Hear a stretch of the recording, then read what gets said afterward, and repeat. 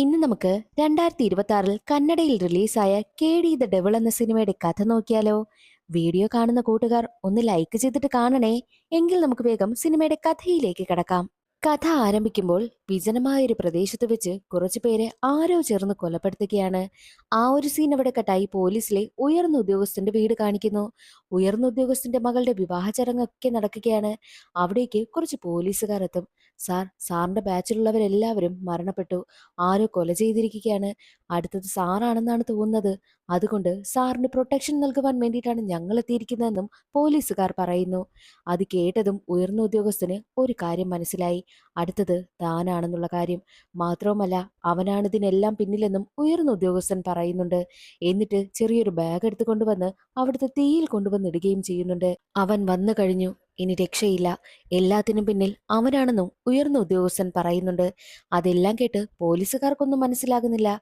പക്ഷേ ഉയർന്ന ഉദ്യോഗസ്ഥന്റെ കൂടെ നിൽക്കുന്നവരെല്ലാവരും ഷോക്കായി നിൽക്കുകയാണ് ചെയ്യുന്നത്. ഉടനെ തന്നെ ഉയർന്ന ഉദ്യോഗസ്ഥൻ ചെറിയൊരു ബാഗ് എടുത്തു കൊണ്ടുവന്ന് അവിടുത്തെ തീയിലിടുകയാണ്. തീയിൽ കത്തിയെരിയുന്ന സമയത്ത് ഒരു തുരുമ്പ് പിടിച്ച വാളുമുണ്ടായിരുന്നു. എന്താ ഇവിടെ സംഭവിക്കുന്നത്? ഈ തുരുമ്പ് പിടിച്ച വാളൊക്കെ എങ്ങനെയാ ഇവിടെ വന്നത് എന്നൊക്കെ ഉയർന്ന ഉദ്യോഗസ്ഥന്റെ ഭാര്യയും മറ്റുള്ള പോലീസുകാരും ഒക്കെ ചോദിക്കുന്നുണ്ട്. എല്ലാം ഇവിടെ നിന്നാണ് ആരംഭിച്ചത്. ഈ വാളിന് പിന്നിൽ രക്തം മണക്കുന്നൊരു കഥയുണ്ടെന്നും ഉയർന്ന ഉദ്യോഗസ്ഥൻ പറയുന്നു. പിന്നീട് ഒരു ഫ്ലാഷ് ബാക്ക് ആണ് കാണിക്കുന്നത്. 1980 കാലഘട്ടം. ഒരുപാട് പുരുഷന്മാരെല്ലാവരും ഈ ഗുസ്തിയൊക്കെ പ്രാക്ടീസ് ചെയ്യുവാനായിട്ട് വരും. ആൺകുട്ടികളൊക്കെ ഏറ്റവും കൂടുതൽ സമയം ചിലവഴിക്കുന്നത് ഗുസ്തി പഠിക്കുവാൻ വേണ്ടിയിട്ടൊക്കെയായിരുന്നു. അവിടേക്ക് ദേവ എന്നൊരാൾ വരുന്നു. ദേവ വന്നതോടുകൂടി ഗുസ്തി പഠിക്കുന്ന സ്ഥലത്തെ എല്ലാവരും ദേവയുടെ അടിമകളായി മാറുകയാണ്. ദേവ എന്ത് പറയുന്നോ അത് മാത്രമേ അവിടെയുള്ളവരൊക്കെ അനുസരിക്കൂ. ദേവയുടെ ഭരണമാണ് അവിടെ നടക്കുന്നതും. അങ്ങനെ ആ സമയത്ത് പോലീസ് ഉദ്യോഗസ്ഥരെല്ലാവരും ചേർന്ന് ദേവയെ പിടികൂടണമെന്നും ദേവയെ എൻകൗണ്ടർ ചെയ്യണമെന്നുമൊക്കെ പ്ലാൻ ചെയ്യുന്നു. വലിയ പ്ലാനാണ് നടത്തുന്നത്. കാരണം എന്തെന്നാൽ ഒരു പോലീസുകാർക്ക് പോലും ദേവയുടെ അടുത്തേക്ക് ചെല്ലുവാൻ പോലും കഴിയത്തില്ല. ദേവയെ ഒരാൾ കാണണമെന്ന് ആഗ്രഹിച്ചു കഴിഞ്ഞാൽ ദേവ ഉടനെ തന്നെ അവർക്കിട്ട് നല്ല പണി കൊടുക്കും. ദേവയെ കാണുവാൻ വേണ്ടിയിട്ട് ആഗ്രഹിച്ച ഒരു പോലീസ് ഉദ്യോഗസ്ഥന്റെ തല മുണ്ടനം ചെയ്താണ് പറഞ്ഞു വിടുന്നതും. ദേവയ്ക്കെതിരായിട്ട് ആര് നിൽക്കുന്നോ അവരെയൊക്കെ ഒരു ദയയും കൂടാതെ ദേവ തീർത്ത് കളയാറാണ് പതിവ്. ദേവയെ ഇത്രയും സപ്പോർട്ട് ചെയ്യുന്നത് CM ആണ്. CMന്റെ വലങ്കൈയാണ് ദേവ എന്ന് തന്നെ പറയാം. അതുകൊണ്ടാണ് ദേവ ഇങ്ങനെയൊക്കെ പെരുമാറുന്നതും. എന്നാൽ ദേവയെ കൊന്നുകളയണമെന്ന് പോലീസുകാർ ചർച്ച ചെയ്യുന്നു. കാരണം പോലീസുകാർക്ക് ഒരു തലവേദനയാണ് ഈ ദേവ. ആർക്കും തന്നെ ദേവയ്ക്കടുത്തേക്കൊന്ന് ചെല്ലുവാൻ പോലും കഴിയത്തില്ല. ദേവ ഇടയ്ക്കിടയ്ക്ക് ഗുസ്തി മത്സരം നടത്തും. ഗുസ്തി മത്സരത്തിൽ വെച്ച് ദേവയെ തീർക്കുവാൻ വേണ്ടിയിട്ട് പോലീസ് ഉദ്യോഗസ്ഥർ കുറച്ചു പേരെ പറഞ്ഞുവിടുന്നു. മത്സരത്തിൽ പങ്കെടുക്കാനെന്ന വ്യാജേനയാണ് അവരെത്തുന്നത്. തനിക്കെതിരെ ആരോ കരുക്കൾ നീക്കുന്നു എന്നുള്ള കാര്യം ദേവയ്ക്ക് നന്നായിട്ട് മനസ്സിലായി. അതുകൊണ്ട് തന്നെ കൊല്ലാൻ വന്നവരെ എല്ലാവരെയും ദേവ തീർത്ത് കളയും. എന്നിട്ട് അവരുടെ തല വെട്ടിയെടുത്ത് പോലീസ് സ്റ്റേഷനിലേക്ക് കൊണ്ടുവരുന്നു. ദേവയെ ഒന്നും ചെയ്യാൻ കഴിയില്ല എന്നുള്ള കാര്യം പോലീസ് ഉദ്യോഗസ്ഥർക്ക് അതോടുകൂടി മനസ്സിലായി. ദേവയ്ക്ക് ഒരു വലങ്കൈയുണ്ട്. ദേവയെ എന്തെങ്കിലും ചെയ്യണമെങ്കിൽ ആദ്യമേ വലങ്കയെ തീർത്താൽ മാത്രമേ എന്തും ചെയ്യാൻ കഴിയൂ. അത്രയ്ക്ക് കട്ടയ്ക്ക് ദേവയ്ക്കൊപ്പം കൂടെ നിൽക്കുന്ന ആളാണ് ഈ ഒരു വലങ്കൈ. നാട് മുഴുവൻ ദേവയെ ഒരു ക്രൂരമായിട്ടുള്ള ഒരാളായിട്ട് നാട്ടുകാർ കണ്ടാലും എന്നാൽ ദേവയെ ദൈവമായിട്ട് കാണുന്ന ഒരാളുണ്ട്. അതാണ് നമ്മുടെ കഥാനായകനായ കാളി. ദേവയ്ക്ക് വേണ്ടിയിട്ട് എന്തിനും തയ്യാറാണ് കാളി. കാളിക്ക് ദേവ എന്നാൽ റോൾ മോഡലാണ്. കുട്ടിക്കാലം മുതലേ ദേവയുടെ ആ ഒരു ഗുസ്തിക്കളത്തിൽ ജോലി ചെയ്താണ് അവൻ വളരുന്നതും. കാളിക്ക് ഒരു ചേട്ടനുണ്ട്. കാളിയെയും രണ്ട് സഹോദരിമാരെയും അച്ഛനും അമ്മയും മരിച്ചതിൽ പിന്നെ നന്നായിട്ട് വളർത്തിയത് ചേട്ടനായിരുന്നു. പക്ഷേ ചേട്ടനുമായിട്ട് കാളി ഇപ്പോൾ മിണ്ടത്തില്ല. കാരണം എന്തെന്നാൽ ചേട്ടൻ രണ്ട് സഹോദരിമാരെയും നന്നായിട്ട് പഠിപ്പിച്ചു. കാളിയും പഠിപ്പിച്ചു. പക്ഷേ ഈ കാളിക്ക് പഠിക്കാൻ പോകുന്നതിനോടൊന്നും വലിയ താല്പര്യമൊന്നുമില്ല. തനിക്ക് പഠിക്കാനുള്ള കഴിവൊന്നുമില്ല. അതുകൊണ്ട് ദേവയുടെ ഗുസ്തിക്കളത്തിൽ താൻ ജോലിക്ക് പോകുന്നു എന്ന് പറഞ്ഞാണ് കാളി പോകുന്നതും. അതിന്റെ ദേഷ്യം ചേട്ടന് നന്നായിട്ടുണ്ട്. അന്നു മുതൽ ചേട്ടൻ കാളിയോട് മിണ്ടിയിട്ടേയില്ല. ദേ ഇപ്പോൾ ചേട്ടൻ കാളിയെ കാണണമെന്ന് പറഞ്ഞ് വിളിച്ചു വരുത്തിയിരിക്കുക. കാരണം വഴക്ക് പറയാനാ. കാളിയാണെങ്കിലോ ചേട്ടന്റെ സ്കൂട്ടറും എടുത്തുകൊണ്ട് പോയി പഞ്ചറാക്കിക്കൊണ്ട് വന്നിരിക്കുകയാണ്. അതിന് വഴക്ക് പറയുവാൻ വേണ്ടിയിട്ടാ വിളിച്ചിരിക്കുന്നത്. വഴക്കൊക്കെ പറഞ്ഞതിന് ശേഷം ചേട്ടൻ നേരെ സ്കൂളിലേക്കും പോകുന്നു. ചേട്ടൻ അധ്യാപകനാണ്. മറ്റൊരു വശത്ത് ആ നാട്ടിലെ തന്നെ വലിയൊരു ഫാക്ടറി കാണിക്കുന്നു. ആ ഫാക്ടറിയിലുള്ള തൊഴിലാളികളെല്ലാം ഫാക്ടറിയിലേക്ക് എത്തിയിരിക്കുക. ഈ വലിയ ഫാക്ടറി നടത്തുന്നത് മന്ത്രിയുടെ ബന്ധുവാണ്. മാത്രവുമല്ല ഈ ഫാക്ടറിയിലേക്ക് ഒരുപാട് ഉപകരണങ്ങളൊക്കെ വന്നതുകൊണ്ട് തന്നെ സാധാരണ ജനങ്ങൾക്ക് ജോലി നഷ്ടമായി. ജനങ്ങളെല്ലാവരും അവിടെ ഒരുപാട് സമരം ചെയ്തുകൊണ്ടിരിക്കുകയാണ്.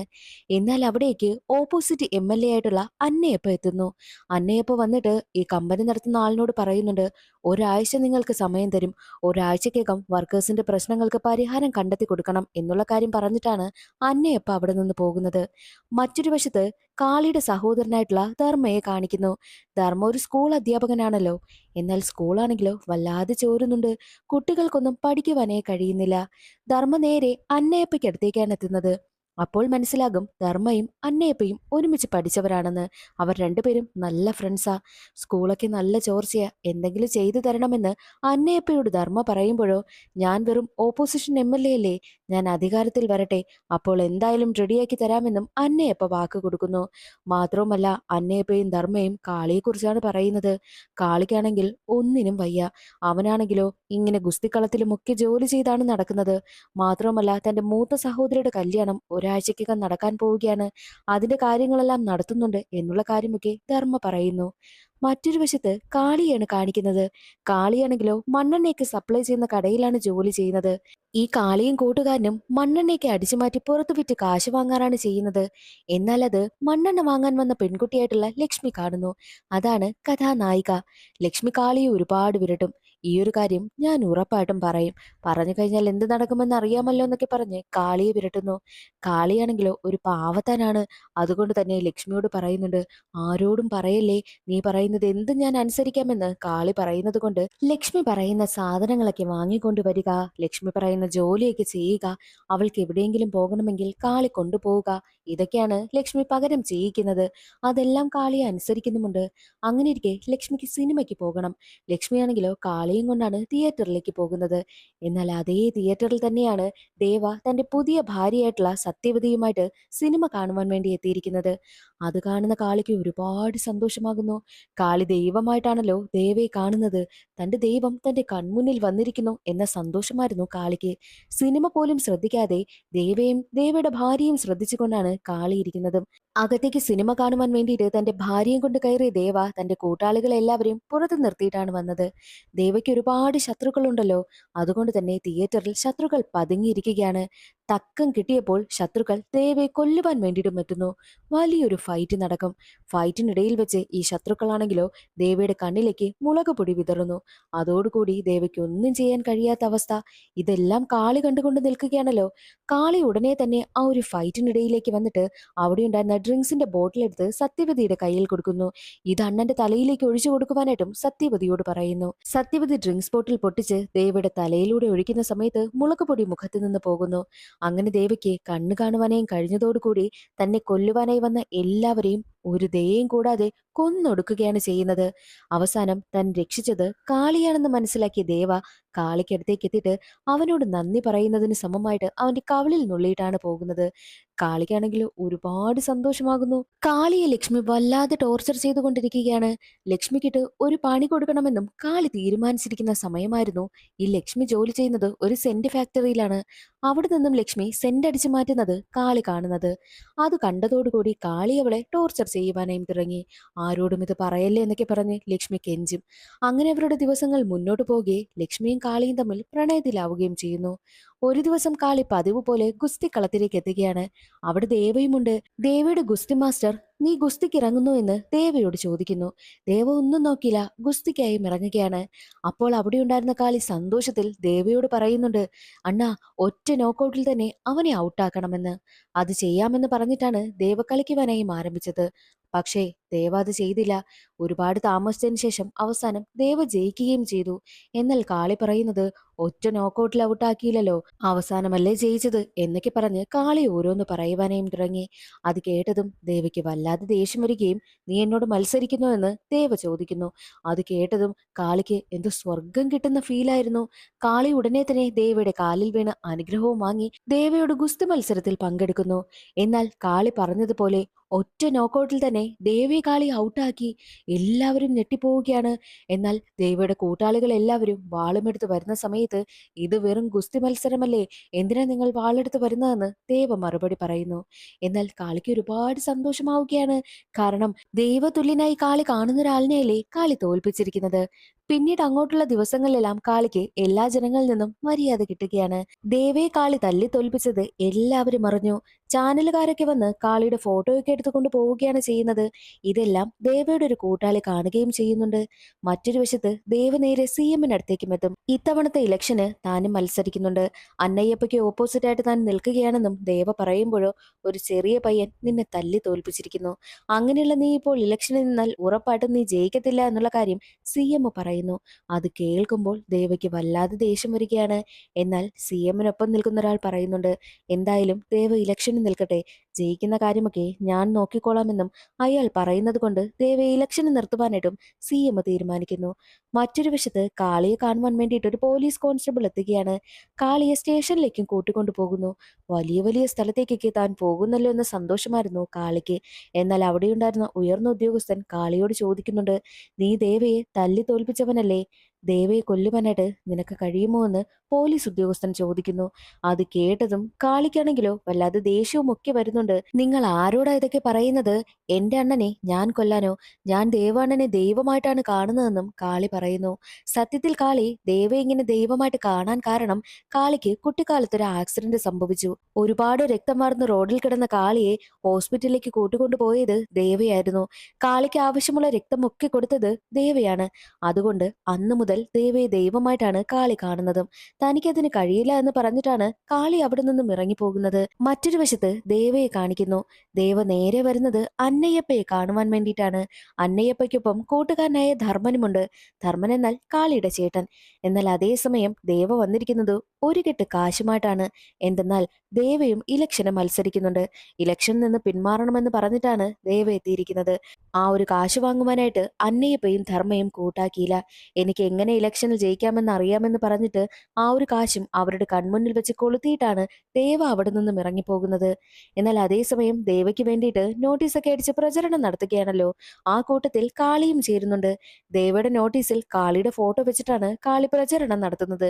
ഇത് ദേവയുടെ കൂട്ടാളി കാണുന്നു. അത് ദേവയുടെ കൂട്ടാളിക്ക് ഒട്ടും ഇഷ്ടമായതേയില്ല.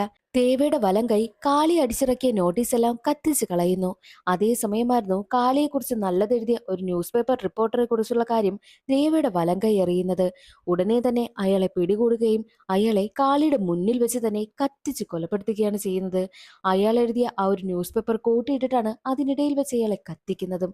അത് കാണുന്ന കാളിക്ക് വല്ലാതെ സങ്കടമാകുന്നു. അയാളെ രക്ഷിക്കുവാനായിട്ട് കാളി ശ്രമിച്ചെങ്കിലും നടന്നതേയില്ല.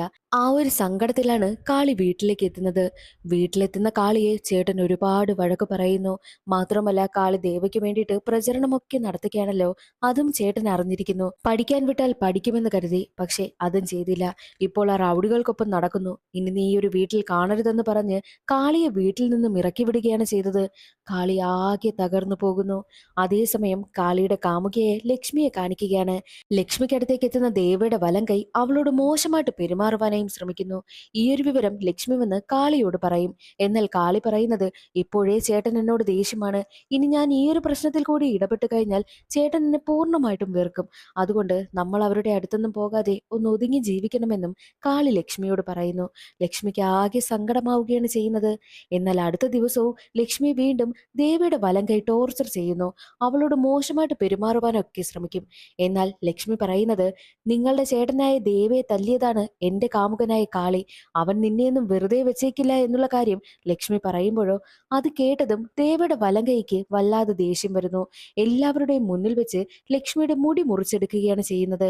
അവളാണെങ്കിൽ സങ്കടത്തോടെയാണ് വീട്ടിലേക്ക് പോകുന്നതും. എന്നാൽ കാളി, ഇന്നലെ എന്തായാലും ലക്ഷ്മി സങ്കടപ്പെട്ടല്ലേ പോയത്, അവളെ സമാധാനിപ്പിക്കണമെന്ന് കരുതി അവൾക്ക് മുല്ലപ്പൂ വാങ്ങിക്കൊണ്ട് അവളുടെ വീട്ടിലേക്ക് എത്തുമ്പോൾ കാണുന്ന കാഴ്ച മുടിയൊക്കെ മുറിച്ച അവസ്ഥയിലിരിക്കുന്ന ലക്ഷ്മിയാണ്. അവൾ പൊട്ടിക്കരയുന്നു. നടന്ന കാര്യങ്ങളെല്ലാം കാളിയോട് തുറന്നു പറയും. ഇതിങ്ങനെ വിട്ടാൽ പറ്റില്ല എന്ന് ചിന്തിച്ച കാളി ഉടനെ തന്നെ ലക്ഷ്മിയും കൂട്ടിക്കൊണ്ട് ദേവയ്ക്കടുത്തേക്ക് പോകുന്നു. ദേവയാണെങ്കിലോ CM-നൊപ്പം ഒരു മീറ്റിംഗിൽ പങ്കെടുത്തുകൊണ്ടിരിക്കുകയായിരുന്നു. ദേവയ്ക്കടുത്തെത്തിയ കാളി, അണ്ണന്റെ കൂട്ടാളിയാണ് എന്റെ ലക്ഷ്മിയുടെ മുടി മുറിച്ചത്. അവളോട് മോശമായി മോശമായിട്ട് പെരുമാറുവാനായും ശ്രമിച്ചു. അണ്ണന്റെ ഭാര്യയോടാണ് അവരിങ്ങനെ ചെയ്തിരുന്നെങ്കിൽ അണ്ണൻ എങ്ങനെയാ പ്രതികരിക്കുന്നത്? അതുപോലെ അവരോട് പ്രതികരിക്കണമെന്നും കാളി പറയുന്നു. അത് കേട്ട CM ദേവയെ ഒന്ന് പുച്ഛിച്ചിട്ടാണ് അവിടെ നിന്ന് പോകുന്നത്.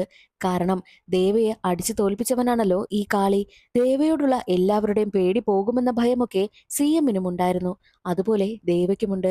മാത്രമല്ല കാളി പറയുന്നതെല്ലാം കേട്ടിട്ട് കാളി ഓർഡർ ചെയ്യുന്നത് പോലെയാണ് ദേവയ്ക്ക് തോന്നിയത്. അതുകൊണ്ട് തന്നെ ദേവ തന്റെ കൂട്ടാളികൾക്കടുത്ത് എല്ലാവരടുത്തും ഒരു കാര്യം പറയുന്നു.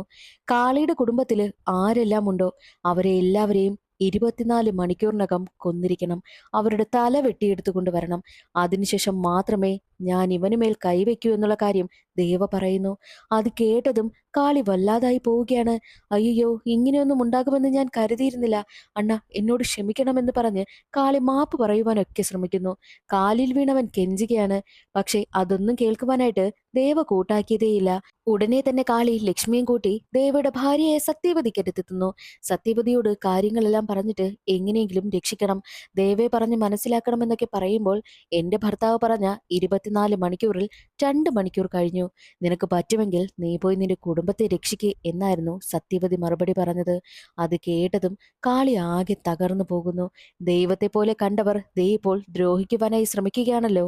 ഉടനെ തന്നെ ലക്ഷ്മിയും കൂട്ടി കാളി നേരെ പോലീസ് ഉദ്യോഗസ്ഥനടുത്തേക്ക് വരുന്നു. കാര്യങ്ങളെല്ലാം പോലീസ് ഉദ്യോഗസ്ഥനോട് തുറന്നു പറയുകയാണ്. ഞാൻ നിന്നോട് അന്നേ പറഞ്ഞില്ലേ ആ ദേവയെ കൊല്ലുന്ന കാര്യം. പക്ഷേ എന്നിട്ട് നീ അത് കേട്ടില്ലല്ലോ. ഇനി അനുഭവിച്ചോ. എന്തായാലും ദേവയുടെ ആളുകൾ മുക്കിലും മൂലയിലും കാണും. ദേവ പറഞ്ഞ സമയത്തിനകം നിന്റെ ഫാമിലിയെ രക്ഷിക്കുവാൻ വേണ്ടിയിട്ട് നീ നോക്ക്. അല്ലാതെ ഞങ്ങൾക്കൊന്നും കഴിയില്ല എന്നും പോലീസ് ഉദ്യോഗസ്ഥൻ പറയുന്നു. അത് കേട്ട് എന്ത് ചെയ്യുമെന്നറിയാത്ത അവസ്ഥയിൽ നിൽക്കുകയാണ് കാളി. കാളി നേരെ ടിക്കറ്റൊക്കെ ബുക്ക് ചെയ്തിട്ട് നേരെ തന്റെ വീട്ടിലേക്ക് വരുന്നു. എങ്ങനെയെങ്കിലും വീട്ടുകാരെ രക്ഷിക്കണമെന്ന് കരുതിയാണ് വീട്ടിലേക്ക് വരുന്നത്. നമ്മുടെ ചിറ്റപ്പന് സുഖമില്ല, എത്രയും വേഗം പോകണം. ദേ ടിക്കറ്റൊക്കെ ഞാൻ എടുത്തുവെന്ന് കാളി പറയുമ്പോൾ അവരുടെ വീടിന് മുന്നിലായിട്ട് ചിറ്റപ്പൻ വന്ന് നിൽക്കുന്നു. നീ എന്തോ കള്ളം പറഞ്ഞ് ഞങ്ങളെ വേറെ എവിടേക്കോ കൂട്ടിക്കൊണ്ടു പോകുവാനായി നീ നോക്കുകയല്ലേ എന്ന് പറഞ്ഞ് ചേട്ടൻ അവനെ വഴക്ക് പറഞ്ഞതിന് ശേഷം പതിവായി അവർ ചെയ്യുന്ന ജോലിയിലൊക്കെ ഏർപ്പെടുന്നു. ചേട്ടൻ നേരെ സ്കൂളിലേക്ക് പോകുന്നു. സഹോദരി എക്സാം എഴുതുവാനായും പോകുന്നു. കാളി അവരുടെ പിന്നാലെ ഫോളോ ചെയ്ത് പോവുകയാണ്. ആരെങ്കിലും അവരെ ആക്രമിക്കുമോ എന്നതായിരുന്നു കാളിയുടെ പേടിയും. എന്നാൽ അതേസമയം ദേവയുടെ ഗുണ്ടകളും അവിടെ കറങ്ങി നടക്കുന്നത് കാളി കാണുന്നുണ്ട്. തന്റെ കുടുംബത്തെ എങ്ങനെയെങ്കിലും രക്ഷിക്കണം, താൻ കാരണം അവർക്കൊരു പ്രശ്നവും ഉണ്ടാകരുതെന്നൊക്കെ കാളി ചിന്തിച്ചു നിൽക്കുന്നു. വീടിന് കാവലായി കാളി നിൽക്കുന്ന സമയം ചേട്ടൻ അനുജത്തിക്ക് ഒരു കാര്യം പറഞ്ഞു കൊടുക്കുന്നത് കാളി ശ്രദ്ധിക്കുന്നു. കുടുംബത്തിനൊരു ആപത്ത് വന്നു കഴിഞ്ഞാൽ കുടുംബത്തെ രക്ഷിക്കുവാൻ വേണ്ടിയിട്ട് ഏതറ്റം വരെ പോകുന്നതിനും ഒരു കുഴപ്പവുമില്ല. അതിൽ മരണം സംഭവിച്ചു കഴിഞ്ഞാലും ആരെ കൊല്ലേണ്ടി വന്നാലും ഒരു പ്രശ്നവുമില്ല എന്നുള്ള കാര്യം ചേട്ടൻ അനുജത്തിക്ക് പറഞ്ഞു കൊടുക്കുന്നത് കാളി ശ്രദ്ധിക്കുന്നു. ചേട്ടൻ പറയുന്നത് കേട്ട കാളി ആരൊക്കെ വന്നാലും എത്ര പേർ വന്നാലും അവരെയൊക്കെ കൊന്നിട്ട് തന്റെ കുടുംബത്തെ രക്ഷിക്കണമെന്നും കാളി തീരുമാനിക്കുന്നു. അതേ സമയമായിരുന്നു ദേവയുടെ ആളുകൾ ഒരുപാട് പേരുണ്ട്. അവർ കാളിയുടെ വീടിനെ ലക്ഷ്യമാക്കി വരുന്നത്. എന്നാൽ കാളി തന്റെ കയ്യിൽ വലിയ വാളുമായിട്ട് നിൽക്കുകയാണ്. എല്ലാവരെയും തുണ്ടു തുണ്ടായിട്ട് വെട്ടുന്നു. ഇതെല്ലാം കണ്ടുകൊണ്ട് കാളിയുടെ ചേട്ടൻ ഇറങ്ങി വരികയാണ്. അപ്പോഴാണ് എന്താണ് പ്രശ്നമെന്നുള്ള കാര്യം ചേട്ടന് മനസ്സിലായതും. ഇത്രയും നാള് ചേട്ടൻ സഹോദരനോട് ഒന്ന് സ്നേഹത്തിൽ സംസാരിച്ചിട്ടേയില്ല. കുടുംബത്തിന് വേണ്ടിയിട്ട് കാളി പോരാടുന്നത് കണ്ട് ചേട്ടൻ അവനോട് സ്നേഹമായി. അന്നാണ് ചേട്ടൻ അവനോട് സ്നേഹത്തിൽ സംസാരിക്കുന്നതും. തന്റെ കുടുംബത്തെ നശിപ്പിക്കാൻ വന്ന എല്ലാവരെയും കാളി തുണ്ടു തുണ്ടായിട്ട് വെട്ടി നുറുക്കുന്നു. അതേസമയം കാളിയുടെ ചേട്ടൻ ദേവയ്ക്കടുത്തേക്ക് എത്തുന്നു. ഈ ഒരു പ്രശ്നം ഇവിടെ അവസാനിപ്പിക്കാം, ഞാനായി എന്റെ കുടുംബമായി ഞങ്ങൾ എങ്ങനെയെങ്കിലും ജീവിച്ചു പോകാമെന്നൊക്കെ ചേട്ടൻ പറയുമ്പോൾ അത് കേൾക്കുവാനായിട്ട് ദേവ കൂട്ടാക്കുന്നതേയില്ല. ദേവ പറയുന്നത് നിങ്ങളുടെ കുടുംബത്തിലുള്ള ഓരോരുത്തരെയും നശിപ്പിക്കാതെ ഞാൻ അടങ്ങില്ല എന്ന് ദേവ പറയുന്നു. അങ്ങനെയാണെങ്കിൽ നിങ്ങൾ 4 പേരെ കൊല്ലുന്നതിന് വേണ്ടിയിട്ട് ഒരു 100 പേരെ പറഞ്ഞു വിട്ടില്ലേ? ആ 100 പേരെയും എന്റെ അനിയൻ കൊന്നിട്ടുണ്ട്. അവന് നിങ്ങൾ ജയിക്കണമെന്ന് പറഞ്ഞിട്ടാണ് ധർമ്മൻ അവിടെ നിന്ന് പോകുവാനായി ഇറങ്ങുന്നത്. അതേസമയം രക്തത്തിൽ കുളിച്ച് കാളി എവിടേക്ക് നടന്നു വരുന്നുണ്ട്. നീ ഉറപ്പായിട്ടും ഇവിടെ നിന്നും ജീവനോടുകൂടി പുറത്തു വരുമെന്ന് എനിക്ക് ഉറപ്പുണ്ട്. ഞാൻ ആ ഒരു പ്രതീക്ഷയിലാണ് പോകുന്നത്. പ്രതീക്ഷ തെറ്റിക്കരുതെന്ന് പറഞ്ഞിട്ടാണ് ചേട്ടൻ അവിടെ നിന്ന് പോകുന്നത്. ചേട്ടൻ തന്നോട് സ്നേഹം വന്നു എന്ന് മനസ്സിലാക്കിയതും കാളിക്ക് ഒരുപാട് സന്തോഷമാകുന്നു. അങ്ങനെ കാളിയും ദേവയും തമ്മിൽ വലിയ ഫൈറ്റ് നടക്കുകയാണ്. ഫൈറ്റിനൊടുവിൽ ചേട്ടൻ പ്രതീക്ഷിച്ചതുപോലെ തന്നെ കാളി ദേവിയുടെ തല വെട്ടിയെടുക്കുകയാണ് ചെയ്യുന്നത്. അടുത്ത ദിവസം കാളി ദേവിയുടെ തലയും കയ്യിൽ പിടിച്ചുകൊണ്ട് പോലീസ് സ്റ്റേഷനിലേക്ക് എത്തുന്നു. ആ നാട്ടിലുള്ള എല്ലാവരും ഞെട്ടിപ്പോവുകയാണ് ചെയ്യുന്നത്. നാട്ടിലുള്ള എല്ലാവരും പേടിച്ചിരുന്ന ഒരു പേര് കേട്ട ക്രിമിനൽ ഗുണ്ട, അവന്റെ തലയാണ് ഇപ്പോൾ കാളി വെട്ടിയെടുത്തിരിക്കുന്നത്. നിന്നെ കേസിൽ ഇൻവോൾവ് ആക്കാതെ ഞാൻ നോക്കിക്കോളാമെന്ന് പോലീസ് ഇൻസ്പെക്ടർ പറയുമ്പോഴോ, അതൊന്നും വേണ്ട, എന്റെ പേരിൽ എഫ്ഐആർ ഇടണം, ഞാനാണ് ഇവന്റെ തല വെട്ടിയതെന്ന് ലോകം അറിയണമെന്നും കാളി പറയുന്നു. അതേ സമയമായിരുന്നു സ്റ്റേഷന് പുറത്ത് ദേവിയുടെ ഭാര്യയായ സത്യവതി വരുന്നത്. സത്യവതി തനിക്ക് ഭിക്ഷ വേണമെന്ന് പറഞ്ഞാണ് നിൽക്കുന്നത്. സത്യവതി ചോദിക്കുന്നത് തന്റെ ഭർത്താവായ ദേവിയുടെ തലയായിരുന്നു. കാളി ഉടനെ തന്നെ വെട്ടിയെടുത്ത തല സത്യവതിക്ക് കൊണ്ടുവന്ന് കൊടുക്കുകയാണ്. ഒരു ഭദ്രകാളിയെ പോലെ ഉണ്ടായിരുന്നു സത്യവതി ആ സമയം. ദേവിയുടെ ശവശരീരം അടക്കം ചെയ്യുവാനായിട്ട് ദേവിയുടെ തലയുമായി എത്തുകയാണ് സത്യവതി. അതേസമയം ഈ കഥകളെല്ലാം പ്രസന്റിൽ പറഞ്ഞുകൊണ്ടിരിക്കുകയാണല്ലോ പോലീസ് ഉദ്യോഗസ്ഥൻ. അപ്പോൾ ആ ഒരു പോലീസ് ഉദ്യോഗസ്ഥൻ ഒരു കാര്യം കൂടി പറയുന്നു. അന്ന് സത്യവതി ഒരു ശപഥം ചെയ്തിരുന്നു. ആ ശപഥമാണ് എല്ലാത്തിനും കാരണമായതെന്നും പോലീസ് ഉദ്യോഗസ്ഥൻ പറയുന്നു. അപ്പോൾ എന്താണ് സത്യവതി ചെയ്ത ശപഥമെന്നാണ് നമ്മളെ കാണിക്കുന്നത്. ദേവയുടെ ശവശരീരം കത്തിക്കുന്നതിന് മുൻപ് സത്യവതി ദേവയുടെ തല കയ്യിൽ പിടിച്ചതിനു ശേഷം അവിടെ കൂടി നിന്ന ദേവയുടെ കൂട്ടാളികളോട് ഒരു കാര്യം പറയുന്നു. എന്റെ ഭർത്താവിന്റെ തല വെട്ടിയെടുത്ത കാളിയുടെ തല ഇതുപോലെ വെട്ടിയെടുത്ത് കൊണ്ടുവരുന്നവർ ആരായാലും എന്റെ ഭർത്താവ് ഇത്രയും നാൾ അനുഭവിച്ചിരുന്ന എല്ലാം ഞാൻ അവർക്ക് കൊടുക്കും. ഞാനും അവർക്ക് ദാസിയായിട്ട് തന്നെ ജീവിക്കുമെന്നും പറഞ്ഞ് സത്യവതി തന്റെ കഴുത്തിലെ താലി ഊരി താഴേക്കിടുന്നു. അതേസമയം ആൾക്കൂട്ടത്തിനിടയിലായിട്ട് ഒരാൾ നടന്നു വരികയാണ്. അയാൾ നടന്നു വന്ന ഉടനെ തന്നെ തറയിൽ കിടന്ന താലിയെടുത്ത് അത് സത്യവതിയുടെ കഴുത്തിലായി കെട്ടുന്നു. അവിടെയാണ് കഥയിലൊരു ട്വിസ്റ്റ്. വന്ന ആൾ മറ്റാരുമല്ല, കാളിയുടെ സ്വന്തം സഹോദരനായ ധർമ്മനാണ്. ഈ ധർമ്മന്റെ നെഞ്ചിൽ സത്യ എന്ന് പച്ച കുത്തിയിരുന്നു. ആ സത്യം മറ്റാരുമല്ല, ഈ സത്യവതി തന്നെയാണ്. ഇനി കാളിയുടെ തല വെട്ടിയെടുക്കുവാനായി പോകുന്ന ആൾ മറ്റാരുമല്ല, കാളിയുടെ സ്വന്തം സഹോദരനായ ധർമ്മനാണ്. എന്നാൽ മറ്റൊരു വശത്ത് ഒരാളെ കൂടി കാണിക്കുന്നു, കാലഭൈരവൻ. ഇത് ഈ കഥയിലെ മറ്റൊരു കഥാപാത്രമാണ്. കുറെ പേർ രാമന്റെ ശില എടുക്കുവാനായി പോകുന്നുണ്ട്. രാമന്റെ ശില എടുക്കുന്നതിൽ നിന്നും ആ കൊള്ളക്കാരെയൊക്കെ തടയുന്നത് ഈ കാലഭൈരവനാണ്. കാലഭൈരവന് പിന്നിലായിട്ട് കാളിയും നിൽക്കുന്നുണ്ട്. ഒരു വശത്ത് കാളിയെ കൊല്ലുവാൻ വേണ്ടിയിട്ട് സത്യവതിയും ധർമ്മനും അവരുടെ കൂട്ടാളികളും, മറ്റൊരു വശത്ത് ഇവരെയൊക്കെ പോരാടുവാൻ വേണ്ടിയിട്ട് നിൽക്കുന്ന കാലഭൈരവനും കാളിയും. എന്നാൽ അതേ സമയം തന്നെയായിരുന്നു ദേവ മരിച്ചതറിഞ്ഞ് അവിടെ ടോണി എന്നൊരാൾ വരുന്നുണ്ട്. ഈ ടോണിയുടെ മുഖമൊന്നും കാണിക്കുന്നതേയില്ല. പക്ഷേ ദേവയെ കൊന്ന ആളിനോട് പ്രതികാരം വീട്ടണമെന്നും ടോണിയും തീരുമാനിച്ചിരിക്കുകയാണ്. ഇനി അടുത്തതായിട്ട് എന്താണ് സംഭവിക്കുന്നതെന്നുള്ളത് അടുത്ത പാർട്ടിനുള്ള ലീഡും നൽകിക്കൊണ്ടാണ് സിനിമയുടെ കഥ അവസാനിക്കുന്നത്. ഇഷ്ടമായാൽ ഒന്ന് ലൈക്ക് ചെയ്തേക്കണേ. അടുത്തൊരു വീഡിയോയിൽ കാണാം. അതുവരെ എല്ലാവർക്കും ബൈ.